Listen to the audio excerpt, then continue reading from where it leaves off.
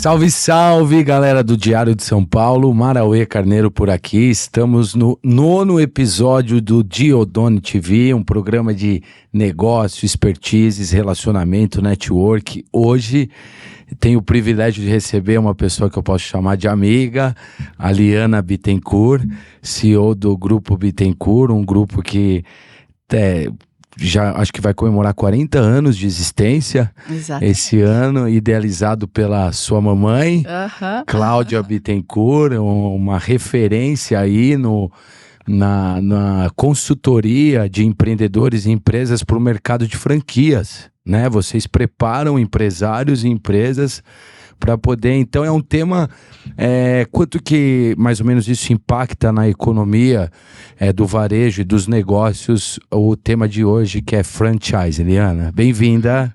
Obrigada, Marauê, pelo convite, parabéns pela iniciativa, já venho te acompanhando também, que bacana ver toda a evolução da Diodone, eu só desejo cada vez mais sucesso. Muito obrigado. O franchising, no mercado brasileiro, ele é um sistema de expansão muito maduro.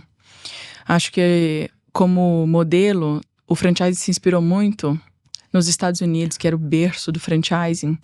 E a legislação brasileira é muito relevante. E, inclusive, a minha mãe escreveu uma das primeiras cartilhas para os 3 poderes, para explicar o que era franchising. Uhum. E hoje nós estamos falando de um sistema que carrega na casa de 3 mil empresas franqueadoras, algo em torno de 180 mil unidades operantes. Então, acho que o impacto no mercado é além do número quantitativo, é o quanto o franchising leva uma solução mais segura para os investidores, né? Existia até um dado que o Sebrae divulgava muito, não tem ele refeito recentemente, mas com pouco tempo atrás, um dado de que os negócios em franchising tinham um risco 5 vezes menores do que os investimentos em negócios próprios. Interessante. Porque tem uma transferência de know-how, tem um suporte da franqueadora, tem uma experiência anterior que é compartilhada. Então, acho que o impacto no mercado é um impacto de levar negócios mais estruturados e um impacto de fato, gerar a economia, né? Ai, nem me fale isso. Vocês não imaginam as marcas e a quantidade de projetos que essa galera já fez. Então, o Grupo Bittencourt, de fato, é muito relevante e forma muita opinião no mercado de franchise.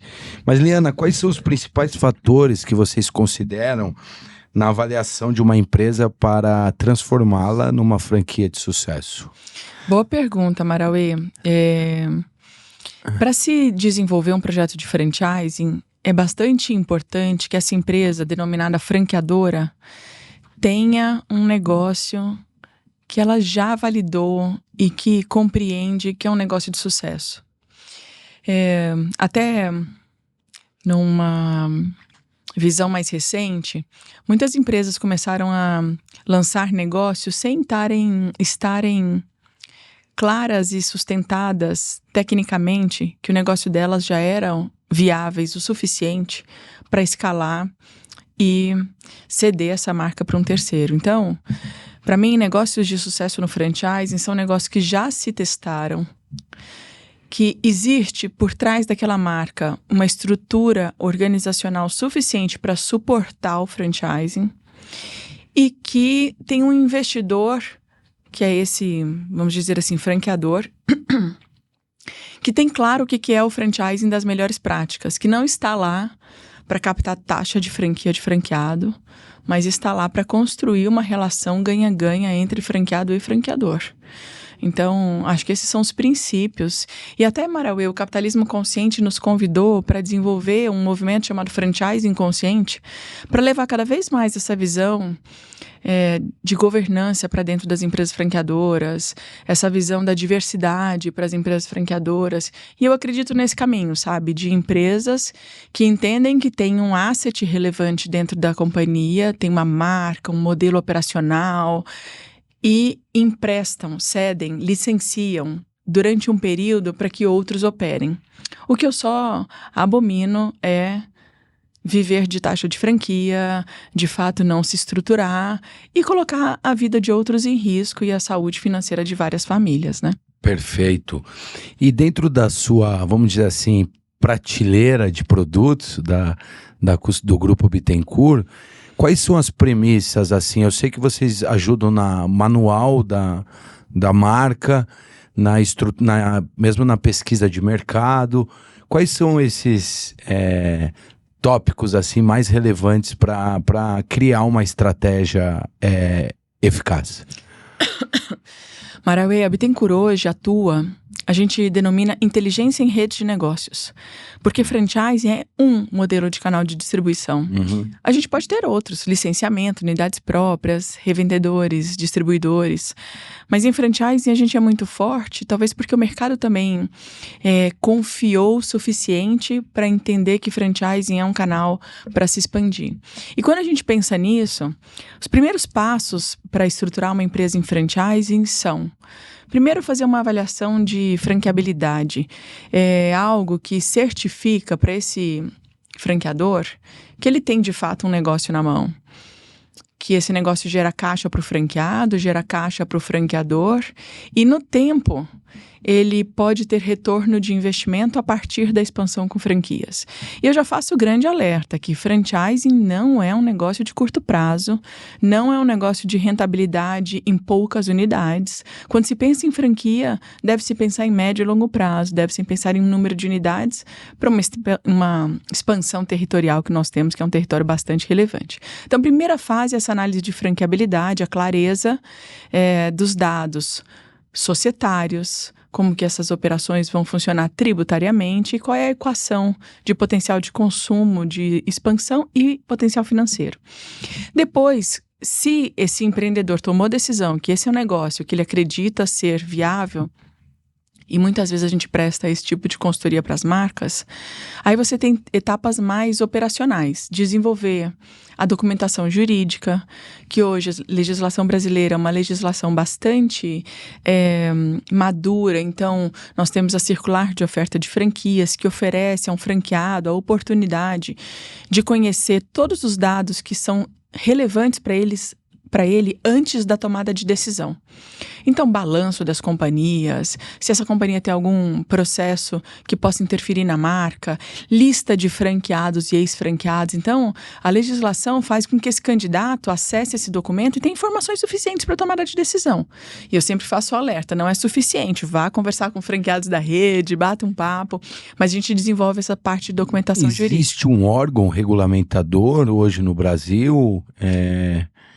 Existe uma legislação. Uma legislação. Não existe um órgão regulamentador. Existe uma legislação que indica papéis das partes nesse negócio franchising. É que tem uma associação, né? Existe a associação, mas não é um órgão regulamentador de mercado. Ah, perfeito. E dentro dessa estratégia, a prospecção de franqueados, dependendo, cada segmento tem um perfil. Uhum. Vocês fazem toda a assessoria nessa expansão, inclusive nesse viés de captação e também nas questões de preço, royalties e toda essa mecânica comercial vocês entregam? Uhum. A mecânica comercial acontece nessa primeira fase, que é o estudo de franqueabilidade. E ali é quando o franqueador decide, né? Esse empresário decide se tornar ou não uma empresa franqueadora. Então, todo o financial acontece na primeira etapa. Depois a gente vem para os instrumentos jurídicos e manuais. Tendo esse material pronto, a franqueadora tem o mínimo necessário para lançar o negócio em franchising. Por que eu digo mínimo necessário? Porque depois ele vai ter que ter, essa empresa franqueadora, uma estrutura organizacional necessária para suportar as franquias. Mas voltando ao tema de expansão, sim, a gente faz 2 tipos de serviços no tema da expansão. Uma, desenvolver para o franqueador as melhores práticas dentro da companhia dele. Então, a gente treina o time sobre como selecionar, como apresentar o negócio, como dar transparência para as relações antes da assinatura de contrato e, principalmente, olhando do lado do franqueador, como selecionar bem esse franqueado. Porque, de fato, é uma seleção, Marauê. Eu imagino, muitas vezes mais importante do que o dinheiro é quem está entrando, né? Para mim, eu acho que de fato é o mais importante. Assim, né? Primeiro as pessoas, depois caixa, negócios. Quantos não são os aportes financeiros que não solucionam as questões das empresas e quantos não são as pessoas que solucionam, né? Como qualquer coisa, inside out, tem que vir de dentro, né? Se não tiver aquele propósito, se não tiver as skills pertinentes à atração daquilo lá, é uma relação que provavelmente não... Marauê, pensa, você vai ficar no mínimo, linhas gerais, 5 anos no relacionamento do franqueado e franqueador. Você tem que se dar bem, você vai enfrentar desafios, né? Lógico. Não existe franquia perfeita. Então tem que ter esse diálogo e eu gosto muito da seleção bem feita porque deixa claro papéis das partes. Isso. O que o franqueador vai entregar, o que é o papel do franqueado e como é que eles vão caminhar juntos para um objetivo maior que ambos ganhem dinheiro. Então, a gente prepara as empresas para fazer a seleção e de poucos, a gente faz a seleção. Quais empresas a gente faz a seleção? Aquelas que a gente fez toda a viabilidade, acredita que a empresa tem de fato um diferencial competitivo. Aí a gente busca franqueados. E é muito interessante, Marauê, só um ponto que às vezes a audiência não conhece muito. Existem franqueados individuais hoje, né? Então você vende uma franquia para alguém que opera um negócio. Mas existem também os franqueados profissionais, que já são empresários que operam diversas franquias. A gente tem franqueado com mais de 100 unidades. Às vezes maior que algumas franqueadoras. E existem outros papéis, como por exemplo, desenvolvedor de área e master franqueado. Então, são papéis onde aquele executivo, ao invés de operar uma unidade, ele detém uma região para operar diferentes modelos da mesma marca. Entendi. Então, o franchise evoluiu muito, assim, é muito bacana ver todo esse trabalho. Eu estive no BeConnect, que nós já vamos chegar lá. Então tá bom. Antes de falar dos cases, para vocês entenderem a dimensão dos projetos que a Bittencourt executa, eu gostaria de falar também, Liana, o franqueador. Eu estou prospectando uma franquia. Quais canais hoje, para o público saber, onde ele pode prospectar algo que ele se identifique mais? Eu sei que vocês têm o portal também, né? Sim. Sua franquia. Hoje, a forma de selecionar franqueados exige uma exposição da marca que antecede isso, para que as pessoas conheçam que aquela marca é franquia, né? E as formas são diversas. Primeiro, existem algumas feiras, então, feiras da própria Associação Brasileira de Franchising e feiras de operadores independentes, feiras grandes e feiras pequenas. Então, é uma forma de fazer a divulgação. Depois tem os portais, a gente tem um chamado suafranquia.com, lá deve ter aproximadamente umas 400 oportunidades de negócios, que são empresas que se divulgam no portal. E existem outros portais de negócio. Então hoje tem uma forma digital, a partir de casa você vai fazer buscas e alcançar determinadas marcas, ou você vai visitar numa feira e... Entendi. A maior feira que acontece agora em junho, no final de junho. A Bittencourt tem um stand muito relevante lá. E o que a gente faz? A gente faz lançamento de franquias. Então, passou um ano, tem alguns projetos que querem se lançar, a gente sugere que eles façam na feira, porque é uma forma de... um momento onde o mercado está muito atento aos novos lançamentos. Qual que é o nome da feira? Chama ABF Expo, é da própria associação. ABF Expo. Se você quer tornar o seu negócio uma franquia, acesse o site do Grupo Bittencourt ou o Instagram, @Liana Bittencourt, com Y, Liana com Y. Que lá você tem muitas dicas, conteúdos relevantes sobre esse tema. E para o franqueado, nós vamos ter agora essa feira, ABF Expo. Quais dias que serão? Se não me engano, é 26 a 29, mas tem o site ABF Expo, que todo mundo pode checar a data de junho. Bora. Tá? Seguindo a nossa conversa, agora nós vamos para uma segunda etapa, que essa eu adoro, que são cases. Vamos aterrizar Tá bom. o trabalho essa história de sucesso que vocês construíram. Vamos mostrar para o público. Muitas vezes as pessoas encontram em shoppings algumas marcas, acredito que a maioria delas, mas muitas vezes não sabe como que foi feito esse processo.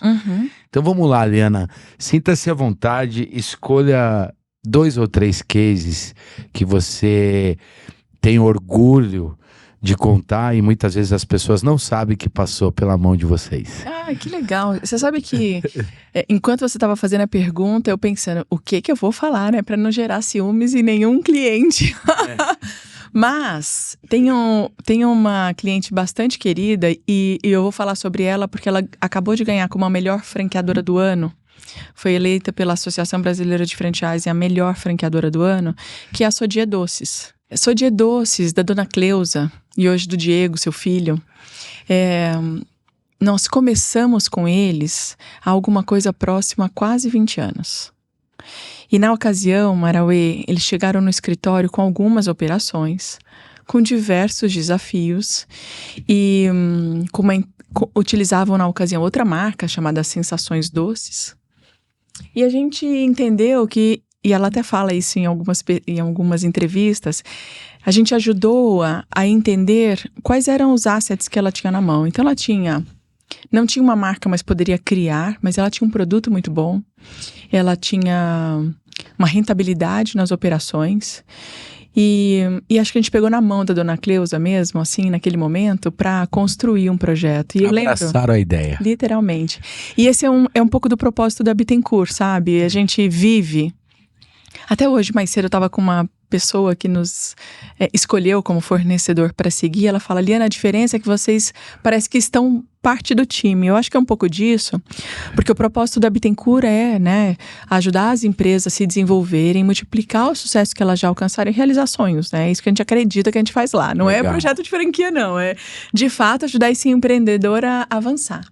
Mas voltando para a dona Cleusa e para a Sodier, nós ficamos com eles, eu salvo engano, de 5 a 7 anos. E ali entre 10, 20 operações que precisavam reconstruir marca, conceito, mas tinham um produto muito bom, a gente ficou com eles até 130 operações implementadas. Então tem alguns projetos que a gente chama de 1-100, né? Você sai de 0 a 100 com as empresas. E aí vê que hoje ela ganha como franqueadora do ano, então uma satisfação tão grande saber que você ajudou uma determinada empreendedora e uma empresa, e quantas não são as famílias que se beneficiam da Sodier Doces, né? Eu estou contando de uma empresa, vamos chamar assim, que era pequena no início, hoje já é uma potência, como um case, mas vou para outro lado também. A gente teve o privilégio, o orgulho de fazer as franquias da Dengo. Então, estou falando assim de 2 operações que atuam com chocolate de diferentes formas. Uma que começou há 20 anos com uma empreendedora que fazia mesmo bolo em casa e hoje já tem, salvo engano, mais de 300 operações. E uma empresa como a Dengo, investida por gente muito relevante no mercado e que se destacou no mercado por ser uma empresa B, por trabalhar com sustentabilidade, por ter um produto muito bem posicionado e que agora os executivos e empreendedores podem acessar a Dengo, né, e se candidatar para ser franquia. Então a Bittencourt atua nessas frentes, independe do tamanho. Posso citar tantas marcas internacionais que foram trabalhadas pelas nossas mãos para fazer o projeto Adidas. São mais de 3.000 projetos já, viu, galera? Não tem história. Puxa, esse mercado de moda, a gente atua com muita relevância, né? Durante alguns anos, a gente atuou muito próximo da Arezzo, a gente tem um trabalho criamos o conceito da Pampilha, da Piccadilly. Eu acho que esse é um mercado que a gente atua com alguma leves, né, com alguma frequência. Boa, desculpa aí, fui eu que saí do... Vamos voltar para os cases, tem mais algum que você gostaria de falar, assim, que é marcante? Eu acho que é um pouco disso, assim, são mais de 3.000 projetos, né, e E cada um tem a sua história e a sua importância. Mas o que eu queria dizer, talvez, é que o franchising lá no início, pra gente, como era inerente ao mercado, a gente desenvolveu muito o mercado de alimentação, o mercado de idiomas, o mercado de cosméticos. Hoje, a gente continua atuando com esses mercados, mas eu queria dar esse viés de maturidade do franchising. Hoje a gente faz projetos de franchising para o mercado de agronegócios. A gente faz projeto de franchising para o mercado de saúde, de laboratórios clínicos. Então, o franchising, ele evoluiu muito na sua transferência de know-how. É menos sobre só, eventualmente, como eu faço determinados pratos, porque o mercado de alimentação opera muito em franchising, mas é também como é que eu crio negócios para me aproximar mais desse mercado de agro, que é um mercado tão pujante no mercado brasileiro. E a gente tem cada vez mais desenvolvido projetos que fogem ao convencional. Por exemplo, a coleta de cordão umbilical, projetos que cuidam das células, né, da genética, das células tronco. Então, quer dizer, se o franchising é seguro, porque transforma processos em padrões, ele pode ser aplicado a múltiplas plataformas. E segmentos. Eu entendo o que você falou de maneira até visceral, assim, é o impacto que o intelecto, que uma incubadora de pessoas técnicas poder tornar qualquer negócio altamente escalável e pujante de uma maneira organizada. Assim, ó, se fizer o franchising com as melhores práticas, puxa, é difícil dar errado. Agora, precisa seguir as melhores práticas, sabe? Hoje existem questões já tá maduro, né? Sim, não tem por que se aventurar, sabe? Tanto que tem uma série de empresários que às vezes ligam na Bittencourt dizendo, eu quero fazer expansão. Eu falo, primeiro a gente vai conhecer o seu projeto. Depois a gente vai se certificar que é aquilo mesmo. E aí, talvez a gente faça a sua expansão. Eu tô dizendo isso dada a seriedade que significa você colocar uma franquia no mercado, sabe? E é por isso que a gente traz... E também existe o prestígio da sua empresa. Muitas vezes deve acontecer de, inclusive, não interessar para você o projeto, mesmo o empreendedor. A gente não tem essa questão muito... A nossa maior preocupação é assim, como é que a gente leva melhores práticas para todos? E como é que a gente não incentiva o que não são as melhores práticas? Então, eu fiz já uma circular de oferta, estou pronto para expandir. Não está. Falta o business, falta os manuais, falta você se certificar, você tem capacidade financeira para estrutura organizacional.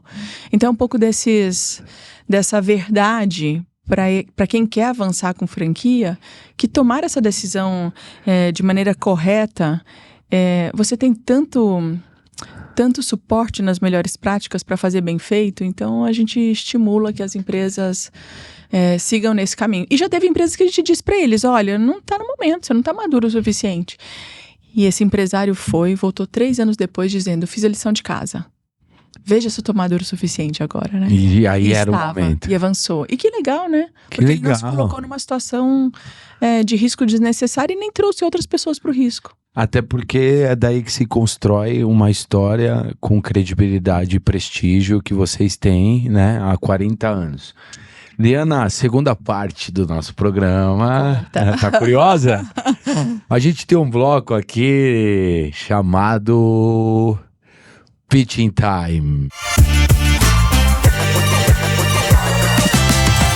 Mas eu queria focar o Pitching Time no BeConnect. O BeConnect é um evento idealizado pelo Grupo Bittencourt, que talvez hoje o mais influente em questões de franchise e varejo do Brasil, certo? Da América Latina. Da América Latina. Eu fui o ano passado, tive a oportunidade de fazer a cobertura pelo nosso jornal. Você foi sensacional. Foi incrível. O evento maravilhoso no Teatro Santander. Uhum. Você conseguiu unir entretenimento, experiência, e vocês desenvolveram uma premiação, na qual ela selecionava... Elege os top 5... Top 25. As franqueadores do Brasil. Cara, foi incrível. Queria parabenizar você. Já te falei isso pessoalmente, mas... Desculpa o linguajar, mas é muito foda, galera. Vai lá, vamos falar um pouquinho do BeConnect? Como que ele nasceu? Boa. E como que ele está indo e quais são as expectativas para esse ano? Muito bom. Você sabe, Marauê, porque às vezes as pessoas conhecem a Bittencourt e perguntam assim: ah, Liana, você é da família? Eu sou. Quem é o Bittencourt? Aí eu falo: não, aqui é a Bittencourt. Né? Então eu acho que essa é uma coisa muito interessante de contar. Por quê? Porque eu acho que a Bittencourt alcançou o sucesso que a gente alcançou pela diversidade entre os sócios. Então, a minha mãe é uma pessoa muito técnica, estuda o mundo, lê muito e sempre quis compartilhar experiências. Eu sou mais da execução, do marketing, da expansão, da visão de crescimento. E aí, há 15 anos, ela chegou e me desafiou. Disse: Liana, não existe um evento de conteúdo que as franqueadoras possam trocar sobre franchising. Eu já vejo internacionalmente, tem, no Brasil não tem, que a gente fique aqui trocando empresas que vêm para discutir. E aí, há 15 anos a gente fez o primeiro evento, ele se chamava Fórum Internacional de Franquias e Redes de Negócios. A gente trouxe no primeiro ano o Greg Nathan, que é uma sumidade no mundo para estudo de comportamento de franqueador e franqueado. E a gente fez também naquela primeira edição uma pesquisa inédita em 3 países. Então ela, estudiosa como me desafiou, e eu achei aquele desafio maravilhoso e a gente foi fazer. Então no primeiro evento, nós fizemos dentro de um hotel 300 participantes. Né? E ano após ano, e naquele primeiro evento já tinha um tema. E ano após ano, nós conseguimos perceber que o mercado era de fato carente desse tipo de conteúdo. Hoje você tem diversos eventos, mas há 15 anos não. E nós construímos isso todo ano um tema diferente. E esse tema carregava o tema também da pesquisa. O tema do evento nos fazia pesquisar um tema novo, porque a gente sempre olha as tendências daquele evento. Pois bem, no meio da pandemia, a gente decidiu que o evento precisava ser mais internacional. Ele deixou de chamar Fórum e passou a chamar BeConnected, porque a gente carrega o B, né, como a forma de construção mesmo de marca. E o BeConnected porque a gente queria criar uma grande comunidade ao redor das iniciativas de franchising. Naquele ano, pós-pandemia, a gente decidiu que queria fazer um evento extraordinário. E aí foi quando a gente definiu pelo que nós denominamos infotainment. Então o evento é uma mescla entre informação e entertainment.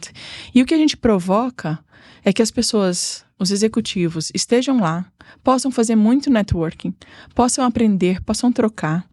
Então esse ano, ele vai acontecer dia 7 e 8 de outubro, Teatro Santander, JK Iguatemi. E o tema é o código do crescimento. O código do crescimento. Porque hoje estamos num mercado altamente complexo. Como é que a gente faz para decifrar o código de crescimento? Inteligência artificial, estruturação de dados, novos métodos, entrantes orientais.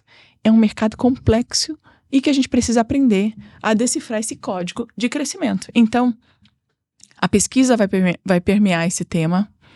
A gente vai trazer especialistas esse ano do mercado ocidental e do mercado oriental para contrapor mindsets diferentes, constituição de empresas diferentes. E o público vai gerar alguma coisa na casa de 2.000 executivos. O ano passado, 85% eram CEOs, fundadores e diretores executivos de varejo, franchise e indústrias. Quantas mil pessoas passaram por lá? 1.700 pessoas no ano passado. Esse ano a gente vai para 2.000 pessoas, porque lembra do Sunset? Lembro, maravilhoso. Foi maravilhoso, por quê? Porque era a oportunidade. Sabe como que aconteceu o Sunset, Marauê? Um ano antes, acabou o evento e as pessoas não iam embora. Foi. E eu disse, mas por que as pessoas não vão embora? Acabou o evento. Aí eu falei, você quer saber? Elas querem ficar mais. e querem se relacionar mais. E o ano passado a gente se desafiou a fazer um sunset no final do primeiro dia.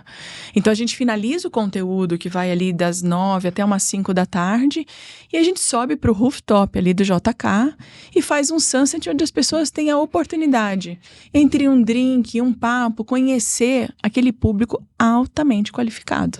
Do Brasil inteiro. Vem gente, não, já tinha hoje pessoas querendo saber a data confirmada, porque agora em maio a gente começou a lançar o Save the Date para marcar a convenção de franquias em outra data. O quanto esse evento se tornou um momento de grande troca. E eu conto com você, porque o ano passado foi maravilhoso o trabalho que você fez, essa oportunidade da gente estar junto. E o que a gente faz, Marauê, é levar, assim, ó, todos os anos a gente tenta buscar à frente. O que as empresas vão precisar? E a gente traz benchmarkings, traz cases, os palestrantes que palestram. Quer dar uma palhinha aí de alguns painéis que teremos? Posso te dar alguns painéis. Já a gente vai falar de empresas em transformações, porque a inteligência artificial está mexendo com a forma com a qual as empresas precisam se organizar em tecnologia, em estrutura organizacional, em forma de fazer. Então a gente está buscando cases desse sentido, já temos alguns palestrantes que a gente vai divulgar em breve. Esse outro painel, que eu acho ele muito relevante, só com empresas orientais. Então vou trazer empresas chinesas, coreanas, para contar como é que elas expandem. E a gente vê o quanto... Notícias recentes dessa semana, gigantes do mercado de alimentação, maiores que players como o McDonald's, desembarcando no mercado brasileiro com alguns bilhões de investimento. Então, a gente quer entender como é que esse mindset dessa internacionalização, porque eles se expandem de maneira muito ágil. E a gente pode olhar as plataformas chinesas, o quanto elas não cresceram com cross-border e depois com operações próprias dentro do mercado brasileiro. Uhum. Então vai ter um painel de mercado oriental, um painel sobre o poder dos influenciadores, porque hoje não são só os grandes influenciadores, os micro-influenciadores se tornaram muito relevantes para os consumidores. E a gente vai trazer também essa referência do digital, né? O TikTok Shop chegando, outras plataformas de live commerce, social commerce, além de cases de indústrias que decidiram definitivamente que precisam acessar consumidor e revitalizar os seus canais de distribuição. Então é mais ou menos nessa pegada que a gente vai. Espetacular, baita evento, galera. Pesquisem, tem um site próprio. Beconnected.com.br. Beconnect.com.br. Eu acho que no YouTube também vocês vão achar coisas incríveis, né? Sim. Teasers, apresentações, painéis. É uma imersão mesmo no mundo assim do franchise, muito interessante. Eu virei fã número 1. E parabenizar você pelo projeto. É um projeto, vem numa ascensão grande, né? É o que você falou, o maior já se estabeleceu como o maior da América Latina e começa a buscar referências internacionais. Adorei o tema também. Não é? Ele é instigante. Ele é instigante, ele é provocador. Porque, de fato, eu acho que o mercado está mais complexo. Ele vende. Não é? É o que mais é o que todo mundo procura, né? É um momento de muita transformação. Então... Isso que eu ia perguntar para você. Pra gente, estamos caminhando pro final, Liana. Passou rápido é porque o papo foi intenso, né? Essas relações socioeconômicas, culturais e tecnológicas... ajudaram vocês a diversificar e buscar outras formas de trabalhar também, né? Isso faz parte do dia a dia de vocês também, né? Eu acho que essa é uma necessidade das empresas. E a Bittencourt tomou a decisão de se tornar um ecossistema de negócios. A gente tem negócios que a gente chama de core, né? Tá muito ligado ao core, que são empresas onde... linhas gerais, nós somos controladores, mas a gente também tem uma parte de more business, que é aquilo que a gente compreende ser complementar a jornada do nosso cliente, mas que são plataformas tecnológicas que a gente participa como sócio, mas não detém. Então na verdade, eu acho que o tema comunidade, o tema ecossistema são muito relevantes, porque é muito difícil você fazer sozinho. A velocidade que você vai ter desenvolvendo de maneira individual dentro de casa é insuficiente e é ineficiente. Então as parcerias, as relações, os ecossistemas, a gente é organizado assim. Então nós temos plataformas de live commerce, social commerce, video commerce, nós temos plataformas de gestão de redes, nós temos diversas frentes que suportam a evolução de uma empresa varejista, da indústria que vai buscar esse canal e para o franchising. Espetacular. Galera, Liana, desde já agradecendo a sua presença. Esse foi o 9º episódio da Diodone TV, onde a gente pôde aprender muito mais sobre franchise, o mercado da franquia, não só no Brasil, mas no mundo também. Uhum. E você, empreendedor que queira transformar ou futuramente entende que seu negócio tem esse potencial, aqui é a galera que é referência no assunto. Liana, muito obrigado pela aula, obrigado pela presença. Estarei lá no BeConnect. Conto com você, Marauê. E se você quiser deixar as últimas considerações ou algumas dicas para algumas empresas e empreendedores, você está com a palavra. Obrigada, então, muito obrigada pelo convite. Marauê, acho que esse papo foi interessante porque você tocou nos pontos relevantes, que quais são os temas importantes para uma empresa estar preparada para expandir, né? Franchising não é para amador, franchising não é uma aventura, franchising é um negócio de médio e longo prazo, onde a gente envolve famílias, envolve pessoas e sonhos das pessoas.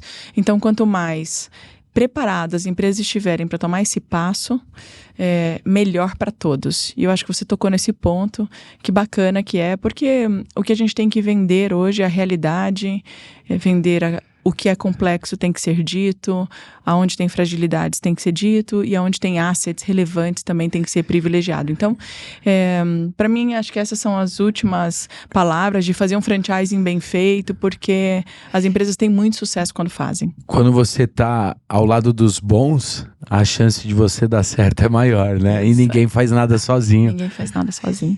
Toda segunda-feira, às 19h30, no canal do YouTube do Diário de São Paulo, a gente tem o Diodone TV. Valeu e até a próxima.